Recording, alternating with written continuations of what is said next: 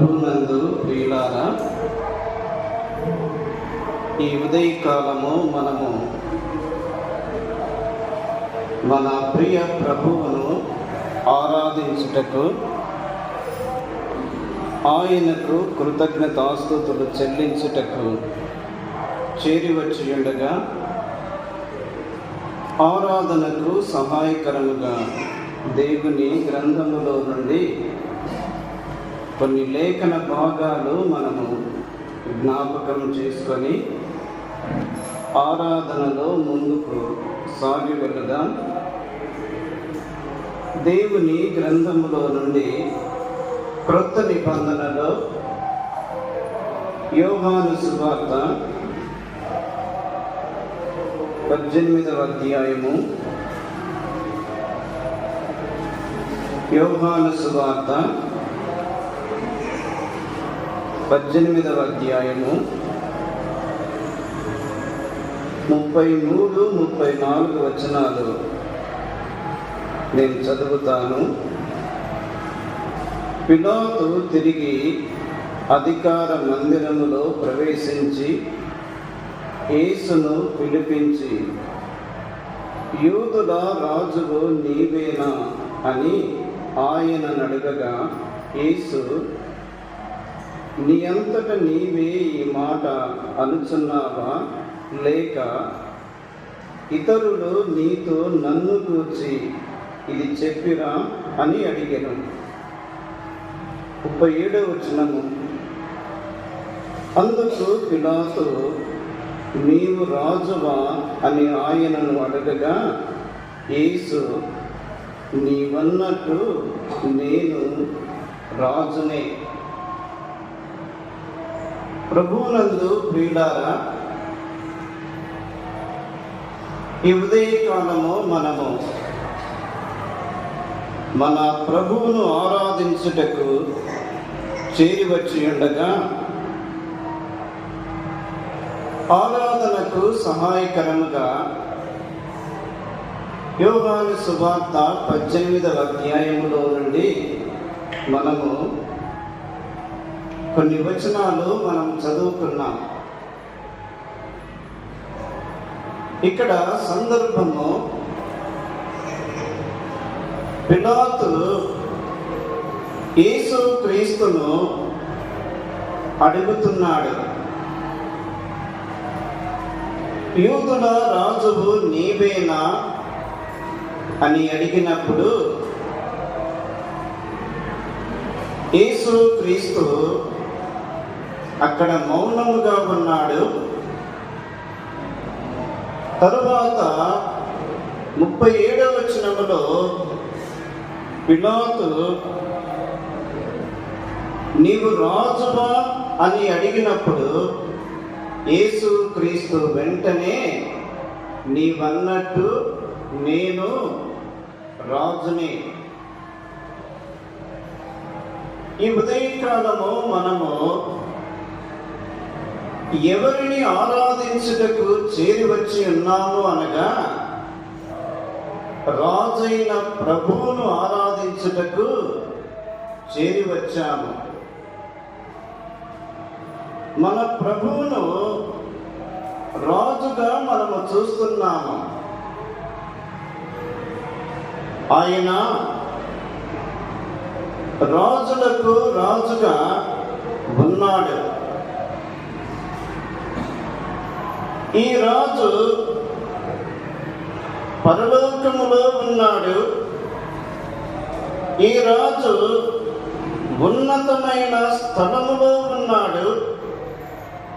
ఈ రాజు మహోన్నతమైన పరిశుద్ధ స్థలములో ఉన్నాడు. ఈ రాజు ఏ మనుషులను సమీపింపరాని తేజస్సులో ఉన్నాడు. ఈ రాజు నిత్య మహిమలో ఉన్నాడు. అలాగైతే ప్రియులారా,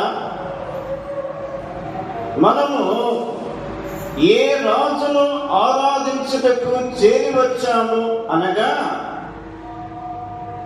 మహిమలో ఉన్న రాజును మహోన్నతమైన పరిశుద్ధ స్థలములో ఉన్న రాజును, ఏ మనుషుడును సమీపింపరాని తేజస్సులో ఉన్న రాజును, నిత్య మహిమలో ఉన్న రాజును ఈ ఉదయకాలము ఆరాధించుటకు చేరివచ్చి ఉన్నాను.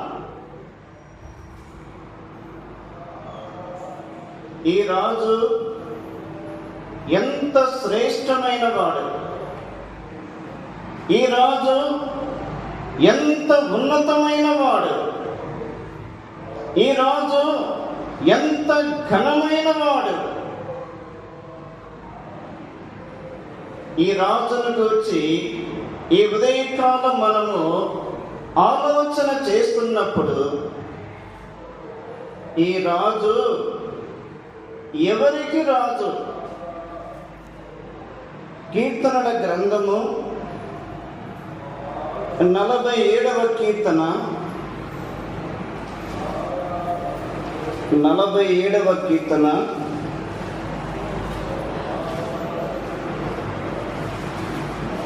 2వ వచనములో, యెహోవా మహోన్నతుడు, భయంకరుడు, ఆయన సర్వభూమికి మహారాజై ఉన్నాడు. 7వ వచనములో కూడా అదే మాట వ్రాయబడి ఉంది. దేవుడు సర్వభూమికి మహారాజై ఉన్నాడు. దేవుడు సర్వభూమికి రాజుగా ఉన్నాడు. భూమి, అందులోని సమస్తము, భూమికి ఉన్న సరిహద్దులు, భూమి ఎంత వరకు ఉన్నదో ఆ భూమికి ఆయన రాజుగా ఉన్నాడు. ఆకాశము ఆయనదే, భూమి ఆయనదే, భూమి అగాధ స్థలములు ఆయన చేతిలో ఉన్నవి. ఆయనే సర్వభూమికి రాజై ఉన్నాడు. ఆయన అధికారము క్రింద ఉన్నది, ఆయన ప్రభుత్వము క్రింద ఉన్నది, ఆయన నాయకత్వము కింద ఉన్నది, ఆయన ఏలుబడి క్రింద ఉన్నది. ఆ సర్వభూమికి ఆయన రాజుగా ఉన్నాడు. అక్కడి 47వ కీర్తన 8వ వచనం చూడండి. దేవుడు అన్య జనులకు రాజై ఉన్నాడు. సర్వభూమికి మాత్రమే కాకుండా ఈ భూమి మీద అన్య జనులు ఉన్నారు.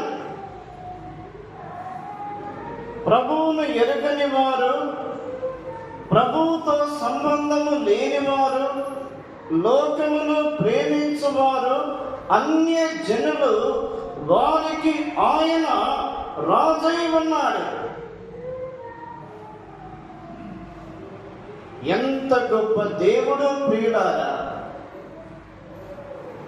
ఆయన సర్వభూమికి మహారాజై ఉన్నాడు. ఆయన అన్య జనులకు రాజై ఉన్నాడు. తిమోతికి వ్రాసిన మొదటి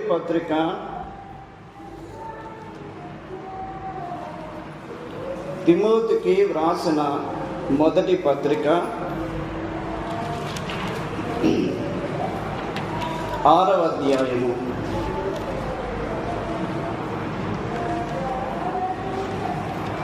6వ అధ్యాయము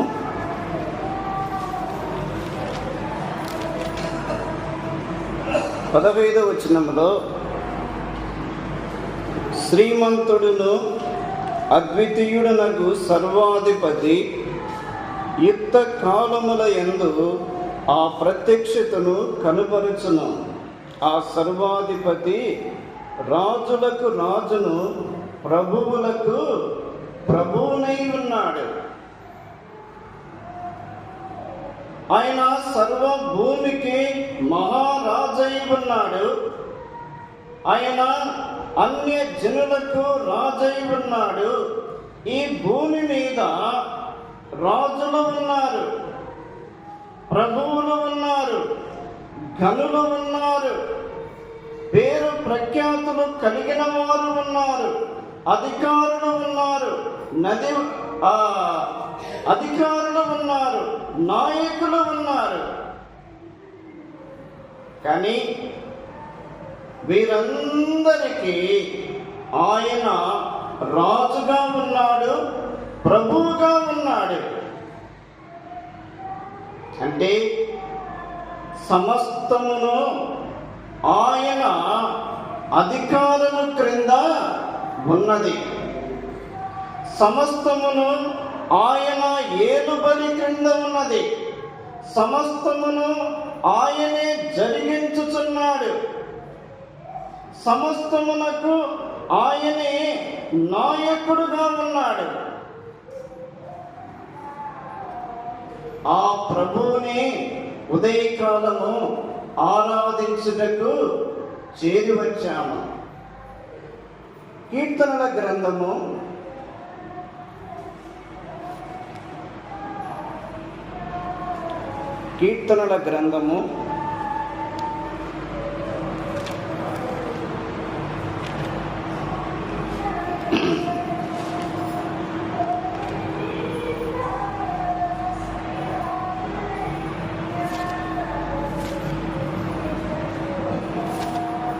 24వ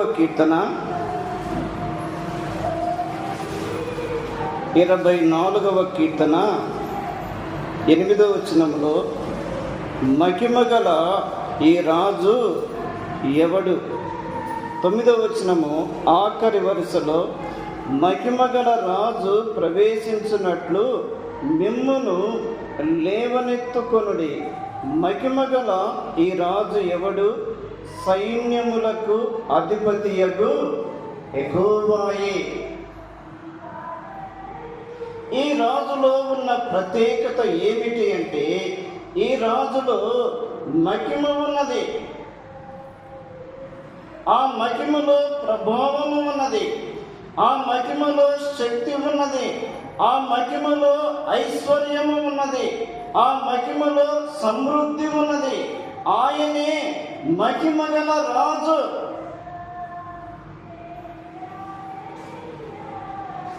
ఆ రాజే సర్వభూమికి మహారాజుగా ఉన్నాడు.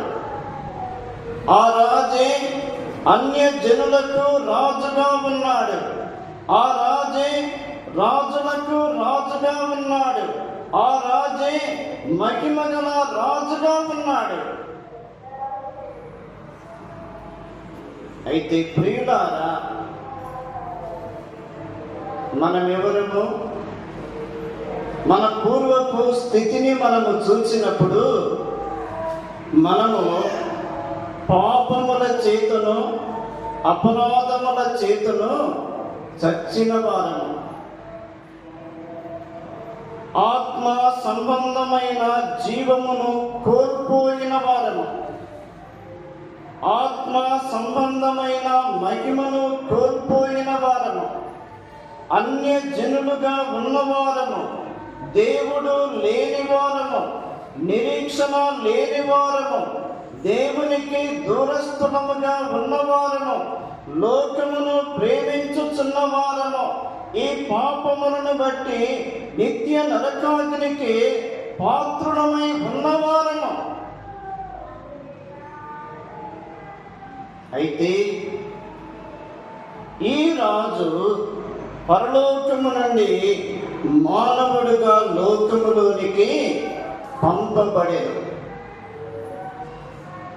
ఈ రాజు పరలోకములో ఉన్న మహిమను విడిచిపెట్టాడు, పరలోకములో ఉన్న ఆరాధన విడిచిపెట్టాడు, పరలోకములో ఉన్న సహవాసము విడిచిపెట్టాడు, పరలోకములో ఆ ఉన్నతమైన స్థలమును విడిచిపెట్టి మానవుడుగా ఈ లోకములోనికి వచ్చెను.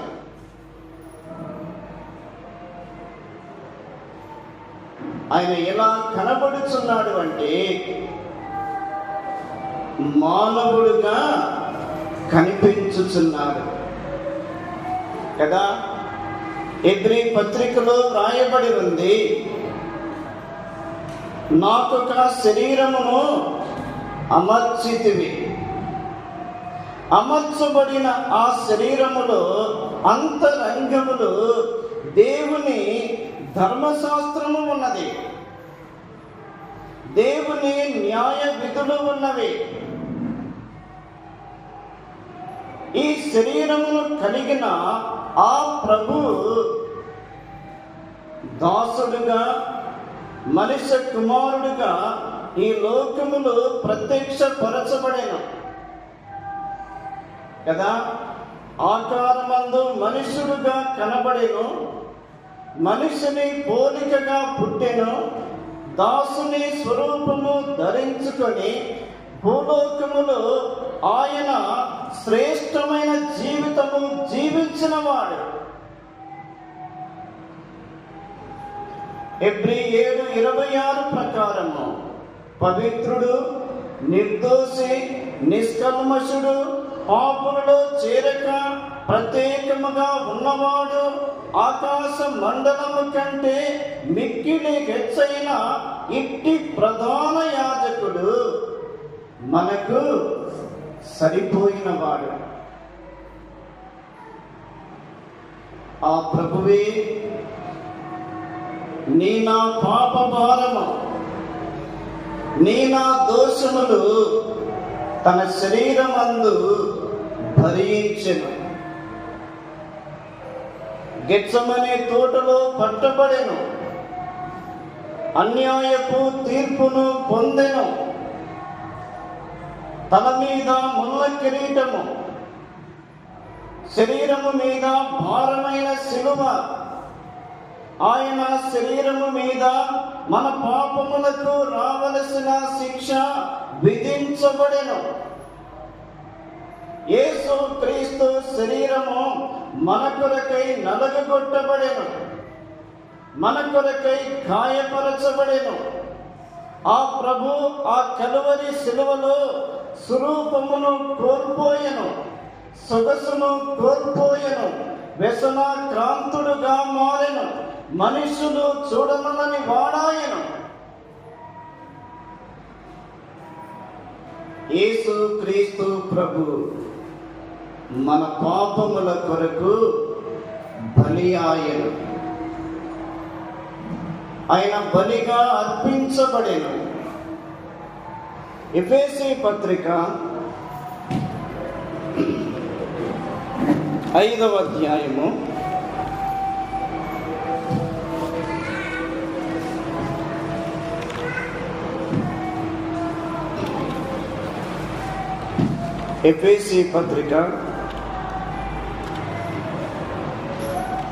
5వ అధ్యాయము 2వ వచనములో,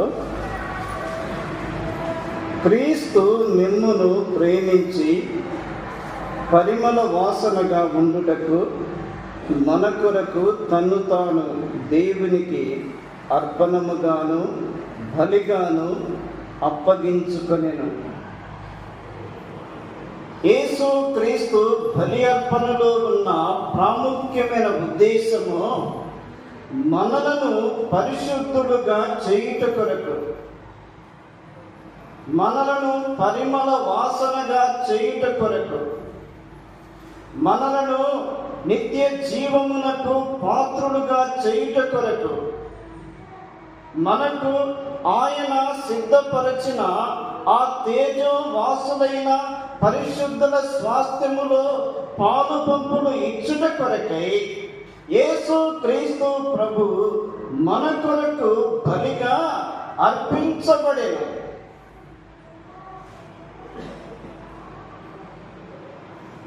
ఆయన బలి ఎంత శ్రేష్టమైనది! ఆ బలిలోనే, ఆ అర్పణలోనే, ఆ త్యాగములోనే, ఆయన పొందిన శ్రమలలోనే, ఆయన చిందించిన రక్తధారలోనే ఆ ఘనమైన ప్రేమ నీ ఎడల నా ఎడల స్పష్టముగా కనపడుతూ ఉంది. మనలను ప్రేమించిన ప్రభు, మన కొరకు ప్రాణం పెట్టిన ప్రభు, మృతులలో నుండి లేపబడిన ప్రభు, పునరుత్థాన బలమును పొంది ఉన్న ప్రభు, మహిమగల ప్రభువుగా లేపబడిన ఆ ప్రభువు మనలను కూడా రాజులుగా చేశాడు కదా. ఆయన రాజై ఉండి మానవుడుగా లోకానికి వచ్చి తన శరీరమందు మన పాపములకు రావలసిన శిక్షను భరించి ఆయన పొందిన గాయాలలో నుండి మనకు రాజరికము ఇచ్చాడు. పేతురు వ్రాసిన మొదటి పత్రిక 2వ అధ్యాయము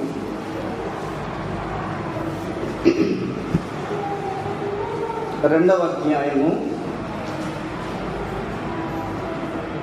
వచనములో, అయితే మీరు చీకటిలో నుండి ఆశ్చర్యకరమైన తన వెలుగులోనికి మిమ్మును పిలిచిన వాని గుణాతిశయములను ప్రచురము చేయ నిమిత్తము ఏర్పరచబడిన వంశమును, రాజులైన యాజక సమూహమును, పరిశుద్ధ జనమును, దేవుని సొత్తైన ప్రజలునై ఉన్నారు.